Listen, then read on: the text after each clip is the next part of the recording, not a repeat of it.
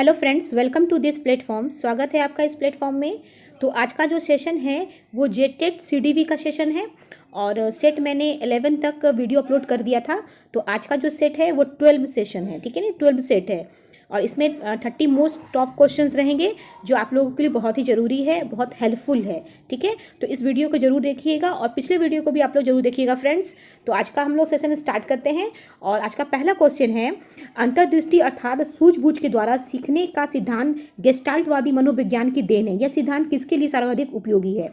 The theory of learning through insight is the contribution of gestalt psychologist for whom is the theory most useful? मंदबुद्धि बालकों के लिए या तीव्र बुद्धि बालकों के लिए या विकलांग बालकों के लिए या पिछड़े बालकों के लिए? इसका राइट आंसर है ऑप्शन नंबर 2, तीव्र बालकों के लिए, यानी कि फॉर गिफ्टेड यानी ब्राइट चिल्ड्रेन। यहाँ पे सूझ या अंतर्दृष्टि का सिद्धांत जो होता है यानी insight theory of learning Kolhar, कोफ्का और वर्दी हाइमर जैसे गेस्टाल्टवादियों द्वारा प्रस्तावित किया गया था। इस प्रकार के सीखने में उच्च स्तरीय संज्ञानात्मक क्षमता, तर्क और समझ की आवश्यकता होती है। इसलिए ये तीव्र बुद्धि या प्रतिभाशाली, हम यहाँ पे प्रतिभाशाली भी लिख सकते हैं तीव्र बुद्धि के अलावा, ठीक है। बालकों के लिए ये क्या है, बहुत सर्वाधिक उपयोगी माना जाता है, इसलिए ऑप्शन नंबर 2 जो है बिल्कुल राइट आंसर है। अगला प्रश्न है, हार्वर्ड गार्डनर के सिद्धांत में डैश बुद्धि वाले व्यक्ति वनस्पतियों और जीवों की विभिन्न प्रजातियों की सुंदरता को पहचान सकते हैं और जान सकते हैं। In Harvard Gardner theory individuals with dash intelligence can recognize and appreciate the beauty of various species of flora and fauna. स्थानिक, प्रकृतिवादी या संगीतमय या अंतर्व्यक्तित्व? तो इसका राइट आंसर जो होगा ऑप्शन नंबर 2 होगा, यानी कि प्रकृतिवादी यानी नेचुरलिजिस्ट। यानी कि हार्वर्ड गार्डनर के बहुबुद्धि सिद्धांत यानी कि थ्योरी ऑफ मल्टीपल इंटेलिजेंसेस के अनुसार प्रकृतिवादी यानी कि नेचुरलिजिस्ट इंटेलिजेंस वाले लोग क्या होते हैं, वो प्रकृति, पेड़ पौधे, ठीक है, जीव जंतु पर्यावरण के प्रति क्या होते हैं, अधिक क्या होते हैं, संवेदनशील होते हैं, याद रखना है, तथा उनकी विभिन्नताओं और विशेषताओं को आसानी से वो पहचान सकते हैं। इसलिए ऑप्शन नंबर 2 जो बिल्कुल राइट आंसर है। अगला प्रश्न है, एक निर्दिष्ट लक्ष्य तक पहुंचने के लिए विद्यार्थियों को उसकी संज्ञानात्मक क्षमताओं पर चिंतन करने के लिए प्रोत्साहित करके एक शिक्षक निम्नलिखित में से किसके विकास को सुगम बना रहा है? By encouraging student to reflect on their cognitive abilities to reach a specific field goal, a teacher is facilitating the development of which of the following? घोषणात्मक ज्ञान, प्रकृत्यात्मक ज्ञान, अधिज्ञान, संज्ञान या रटकर याद करना? तो इसका राइट आंसर जो होगा वो ऑप्शन नंबर आपका 3 होगा, अधिसंज्ञान, ठीक है। मेटाकॉग्निशन का अर्थ होता है ज्ञान के बारे में ज्ञान, या हम कह सकते हैं कि या अपनी खुद की सोच और संज्ञानात्मक प्रक्रियाओं के बारे में चिंतन करना और उन्हें नियंत्रित करना। इसलिए इसका ऑप्शन नंबर 3 जो होगा बिल्कुल राइट आंसर होगा। अगला प्रश्न है, राष्ट्रीय शिक्षा नीति 2020 क्या सिफारिश करती है? What does the National Education Policy 2020 recommend? त्रिभाषा फॉर्मूला, एक भाषावाद, पाठ्यक्रम का मानकीकरण या मूल्यांकन का मानकीकरण? तो इसका राइट आंसर जो होगा वो ऑप्शन नंबर 1 होगा, यानी कि त्रिभाषा फॉर्मूला सूत्र, 3 लैंग्वेज फॉर्मूला। यानी कि राष्ट्रीय शिक्षा नीति NEP 2020 के द्वारा जो विद्यार्थियों में बहुभाषा विकास और राष्ट्रीय एकता को बढ़ावा देने के लिए 3 लैंग्वेज फॉर्मूला का सिफारिश किया गया है, इसलिए ऑप्शन नंबर 1 जो है बिल्कुल राइट आंसर है। अगला प्रश्न है, लेव वाइस्की ने बच्चों के स्वयं से संवाद करने की क्रिया के लिए किस शब्द का प्रयोग होता है? विच term did Lev Vygotsky use for the child act of self talk? निजी संवाद, उच्च स्तर में वार्ता या पाड़ इसके फोल्डिंग या स्वकेंद्रीयवाद? इसका राइट आंसर जो होगा वो ऑप्शन नंबर 1 होगा, यानी कि निजी संवाद, प्राइवेट स्पीच। लेव वाइस्की के अनुसार, यानी कि लेव वाइस्की के अनुसार जब बच्चे अपने कार्यों को निर्देशित करने या खुद से बातचीत करने के लिए तेज आवाज में या फुसफुसा कर बोलते हैं तो उसे क्या कहता है? प्राइवेट स्पीच कहा जाता है। और जीन पियाजे इसे अकेंद्रित वाक्य कहते हैं।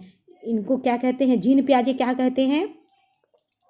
जीन पियाजे इसे अकेंद्रित वाक्य कहते हैं, याद रखना है, इसको कहते हैं अकेंद्रित वाक्य। इस निजी संवाद को अकेंद्रित वाक्य कहते हैं कौन? जीन पियाजे।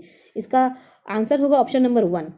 अगला प्रश्न है, एक अच्छे शिक्षक के रूप में व्यक्ति को बुद्धि परीक्षण के परिणाम जानने के बाद निम्नलिखित में से किस व्यवहार से बचना चाहिए? As a good teacher which of the following behaviour should one avoid after knowing the result of an intelligent test? परिणाम के आधार पर सुधारने के लिए परामर्श देना, परिणाम के आधार पर कम बुद्धि वाले बच्चों का चयन कर उन्हें कठिन कार्य से रोकना, बुद्धि परीक्षण का उपयोग अनुसंधान में बच्चों का व्यापक सहयोग लेने के लिए करना, या शिक्षक को बुद्धि परीक्षण के परिणाम के आधार पर कोई भी कार्य नहीं करना चाहिए? तो इसका राइट आंसर जो होगा वो ऑप्शन नंबर 2 होगा, यानी कि परिणाम के आधार पर कम बुद्धि वाले बच्चों का चयन कर उन्हें कठिन कार्य करने से रोकना। यानी बुद्धि परीक्षण के परिणाम का उपयोग बच्चों के लेवल करने या उन्हें कठिन कार्यों से वंचित करने के लिए कभी नहीं किया जाना चाहिए। इससे बच्चों का हतोत्साहन क्या होता है? बच्चों का हतोत्साहन होता है, याद रखना है। और ये समावेशी शिक्षा के क्या है? विरुद्ध है, याद रखना है। इसलिए ऑप्शन नंबर 2 जो बिल्कुल राइट आंसर है।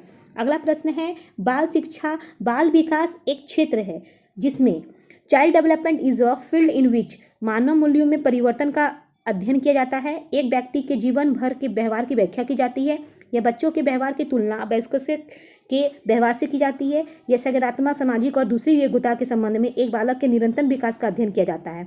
इसका राइट आंसर है ऑप्शन नंबर 4, संज्ञानात्मक सामाजिक और दूसरी योग्यताओं के संबंध में एक बालक के निरंतर विकास का अध्ययन किया जाता है। यानी कि बाल विकास के अंतर्गत गर्भकाल से लेकर किशोरावस्था तक बच्चों में शारीरिक, मानसिक, संज्ञानात्मक, सामाजिक, संवेदनात्मक और भाषाई परीक्षण के निरंतर हो रहे परिवर्तन एवं विकास का वैज्ञानिक अध्ययन किया जाता है। इसलिए ऑप्शन नंबर 4 जो है बिल्कुल राइट आंसर है बाल विकास क्षेत्र के लिए। ठीक है, अगला प्रश्न है, प्रगतिशील शिक्षा के अंतर्गत शिक्षा में किन 2 तत्वों को विशेष महत्व माना जाता है? Under progressive education which 2 elements are considered specially important in education? रुचि और प्रयास, आवश्यकता एवं अभिप्रेरणा, व्यक्तिगत विभिन्नताओं एवं रुचि, इनमें से कोई नहीं। तो इसका राइट आंसर है ऑप्शन नंबर 3, व्यक्तिगत विभिन्नताएं एवं रुचि, यानी इंडिविजुअल डिफरेंसेस एंड इंटरेस्ट। यानी कि यहाँ पे प्रगतिशील शिक्षा यानी कि प्रोग्रेसिव जहाँ पे एजुकेशन होता है वो बाल केंद्रित होती है। यहाँ पे क्या होती है? प्रोग्रेसिव जो एजुकेशन होता है वो हमेशा बाल केंद्रित होता है, बाल केंद्रित होता है, ये याद रखना है।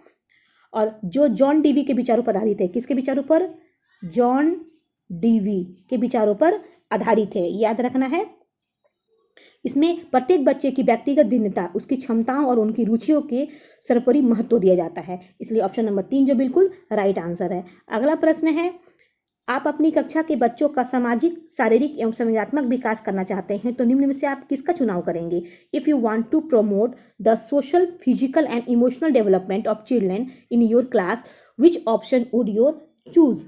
आप कक्षा को बंद कर सभी बच्चों को उनके घर भेज देंगे, या बच्चों को विभिन्न प्रकार के खेल प्रक्रिया सिखाएंगे, या बच्चों को कक्षा में चुपचाप बैठकर पढ़ने को कहेंगे तथा साथ ही आप भी चुपचाप बैठ जाएंगे, या कक्षा में की जाने वाली दैनिक गतिविधियों को बंद करा देंगे? तो इसका राइट आंसर जो होगा ऑप्शन नंबर 2 होगा। यानी विभिन्न, यहाँ पे बच्चों को विभिन्न प्रकार के खेल प्रक्रिया सिखाएंगे। Teach childrens various type of play sports activities, यानी खेल कूद और सामूहिक गतिविधियाँ बच्चों में शारीरिक विकास के साथ साथ सामाजिक मेलजोल, सहयोग, नेतृत्व और संज्ञानात्मक नियंत्रण विकास करने का सबसे प्रभावी माध्यम है, यानी प्रयास है। यानी ऑप्शन नंबर 2 जो बिल्कुल राइट आंसर है। अगला प्रश्न है, सामग्री को कई तरीके से प्रस्तुतिकरण करने के प्रावधान से निम्नलिखित में से किसके समावेश में मदद मिलेगी? श्रवणबाधित छात्र, दृष्टिबाधित छात्र, या अधिगम कठिनाई महसूस करने वाले छात्र, या गतिमान दिव्यांगता वाले छात्र? केवल 1 या 2 या 3 या 1 2 4 या 1 2 3 4? इसका राइट आंसर जो होगा वो ऑप्शन नंबर 4 होगा, यानी कि 1 2 3 4। यानी ये चारों जो है उसमें श्रवणबाधित छात्र को समावेश में मदद मिलेगी, दृष्टिबाधित को भी, और अधिगम कठिनाई महसूस करने वाले छात्र को भी, और गतिमान दिव्यांगता वाले छात्र को भी। ठीक है, यहाँ पे ऑप्शन नंबर जो 4 होगा बिल्कुल राइट आंसर होगा। जैसे कि बोला गया है कि सार्वभौमिक रूप से डिजाइन की गई शिक्षा यानी यूनिवर्सल डिजाइन ऑफ लर्निंग के तहत यहाँ पे universal learning design for learning के तहत शिक्षण सामग्री को अलग अलग तरीकों से यानी कि श्रव्य, दृश्य, स्पर्शीय आदि से प्रस्तुत करने पर श्रवणबाधित छात्र और दृष्टिबाधित छात्र, अधिगम कठिनाई महसूस करने वाले छात्र, गतिमान दिव्यांगता वाले छात्र को क्या करती है? समावेश में मदद मिलती है, यानी कि कई तरीके से मदद मिलती है। इसलिए ऑप्शन नंबर जो होगा 4 वो बिल्कुल राइट आंसर है। तो किसके तहत? Universal design for learning. अगला प्रश्न है, 19 वर्षीय लीला ने बटनों के संग्रह को उनके माप के अनुसार वर्गीकृत किया। फिर उसने सभी समूह को बटनों को एकत्रित किया, फिर उन्हें उनके छेदों के आधार पर दोबारा वितरित किया। जीन पियाजे के संगठनात्मक विकास के सिद्धांत के अनुसार लीला विकास के चरण पर है। 9 years old Leela classified a collection of buttons according to their size. She then combined all groups of buttons and redistributed them based on the number of folds. According to Jean Piaget theory of cognitive development, Leela is at the stage of development.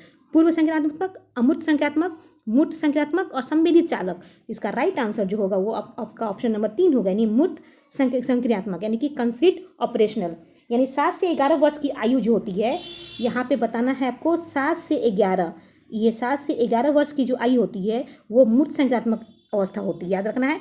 और इस अवस्था में बच्चे क्या करते हैं, वस्तु को आकार, माप आदि के आधार पर वर्गीकृत करते हैं, यानी कि क्लासिफिकेशन करते हैं। ठीक है, इसलिए याद रखना है ऑप्शन नंबर 3 जो बिल्कुल राइट आंसर है। अगला प्रश्न है, वह विद्यार्थी जिन्हें दिव्यांगता है उनके सफल समावेशन के लिए क्या आवश्यक है? For the successful inclusion of student with डिसएबिलिटीज what is necessary? सुलभ अवसंरचना इमारतें, विद्यार्थियों का अलगाव, शिक्षकों का पक्षपातपूर्ण व्यवहार, साथियों के प्रति सहानुभूति और दया। इसका राइट आंसर जो होगा वो ऑप्शन नंबर 1 होगा, यानी कि सुलभ अवसंरचना या इमारतें। ठीक है, यहाँ पे बताया गया है कि दिव्यांग विद्यार्थी के सफल और प्रभावी समावेशन के लिए बाधा मुक्त और सुलभ बुनियादी ढांचा जैसे कि लिफ्ट आदि अनिवार्य होना चाहिए, ताकि वे बिना किसी कठिनाई के विद्यालय परिसर पर उपयोग कर सके। इसलिए ऑप्शन नंबर 1 जो है बिल्कुल राइट आंसर है। अगला प्रश्न है,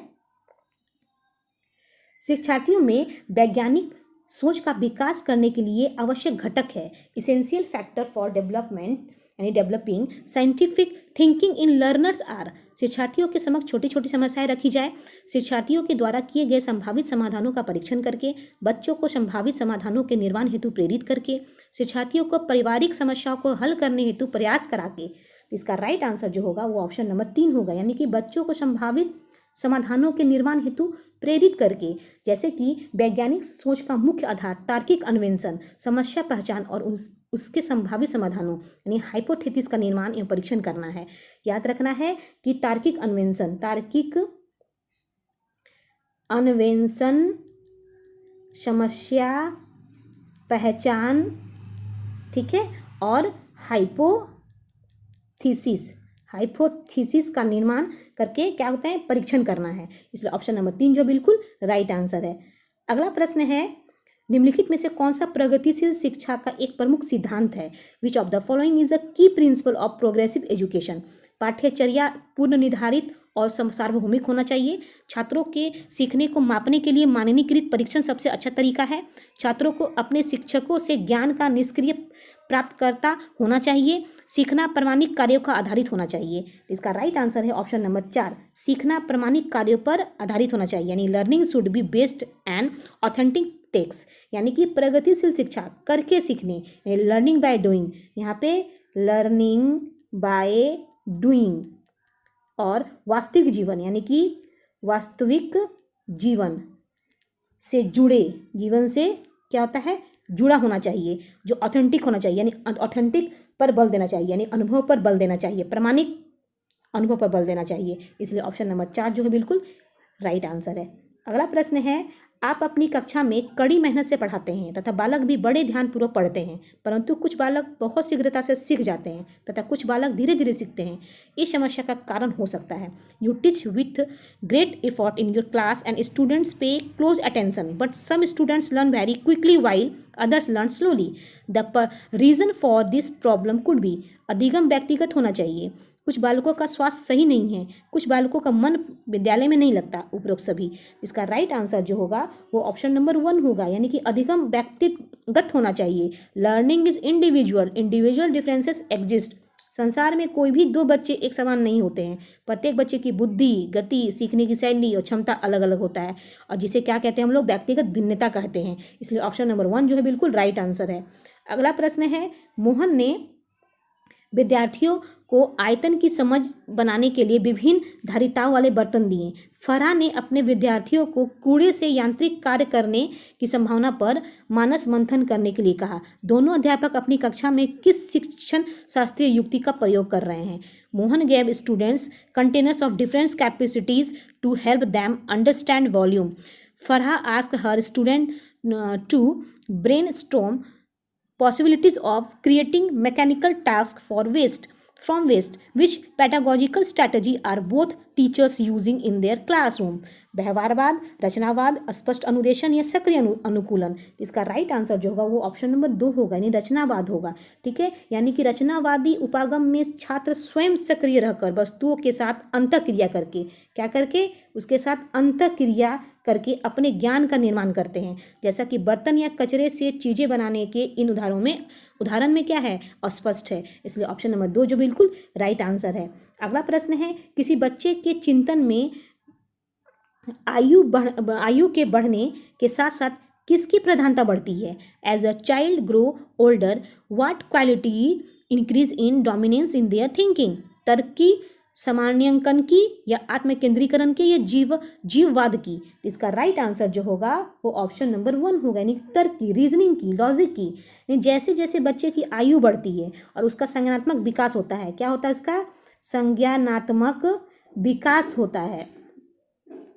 उसके चिंतन में क्या होता है? चिंतन में अमूर्तता, परिपक्वता और तर्क वितर्क क्या होता है? उसकी प्रधानता बढ़ जाती है। उसकी प्रधानता क्या हो जाती है? बढ़ जाती है। इसलिए ऑप्शन नंबर जो 1 है बिल्कुल राइट आंसर है। अगला प्रश्न है, किसी बच्चे के भाषा विकास को प्रभावित करने का वाला कारक नहीं है, यहाँ पूछ रहा है। भाषा के विकास को प्रभावित करने वाला कारक नहीं है। Which of the following is not a factor affecting the language development of a child? सामाजिक आर्थिक स्थिति, द्विभाषावाद, अच्छा स्वास्थ्य, बुद्धि? इसका राइट आंसर जो होगा ऑप्शन नंबर 3 होगा, यानी अच्छा स्वास्थ्य, गुड हेल्थ। अच्छा स्वास्थ्य भाषा विकास में बाधक नहीं बल्कि सहायक होता है। यदि स्वास्थ्य खराब हो तो वह बाधा न बन सकता है, पर अच्छा स्वास्थ्य स्वयं एक सकारात्मक कारक है जो भाषा विकास को प्रभावित नहीं बल्कि अनुकूलित करता है। तो इसके अलावा सामाजिक आर्थिक स्थिति, द्विभाषावाद और बुद्धि सीधे तौर पर भाषा विकास को क्या करती? प्रभावित करती है। और यहाँ पूछ रहा है कि प्रभावित करने वाला कारक नहीं है, तो यहाँ पर 3 नंबर जो है बिल्कुल राइट आंसर है। अगला प्रश्न है, निम्न में से कौन सा यह नियम सुझाव देता है कि शरीर के विभिन्न अंग विकास के विभिन्न चरणों में भिन्न भिन्न दरों से विकसित होता है? Which principle suggest that different parts of the body develop at different rates during different stages of growth?